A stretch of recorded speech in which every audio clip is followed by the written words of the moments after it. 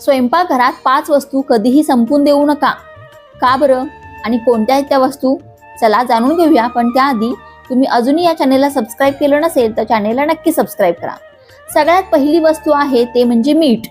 मिठाला 14वं रत्न म्हटलं जातं. मीठ नसेल तर आपलं जेवणच नाही तर जीवनही आळणे असतं. मिठाला माता लक्ष्मीचा भाऊ म्हटलं जातं. म्हणूनच स्वयंपाकघरामध्ये मीठ कधीही संपून देऊ नका. दुसरी वस्तू आहे दूध. दूध दुभत्यानं आपलं घर भरलेलं असावं असा आशीर्वाद आपल्याला दिला जातो. दूध सुद्धा तितकंच आवश्यक आहे आणि दूध संपणं सुद्धा घरामध्ये चांगलं मानलं जात नाही. म्हणून दूध सुद्धा घरात नेहमी असावं. त्यानंतरची तिसरी गोष्ट आहे हळद. हळद ही औषधी असते हे तर आपल्या सर्वांना माहितीच आहे आणि म्हणूनच घरामध्ये हळद कधीही संपून देऊ नका. त्यानंतरची चौथी गोष्ट आहे तेल. तेल सुद्धा घरामध्ये नेहमी असावं. आणि 5वी गोष्ट आहे पीठ. घरामध्ये या 5 वस्तू कायम असाव्यात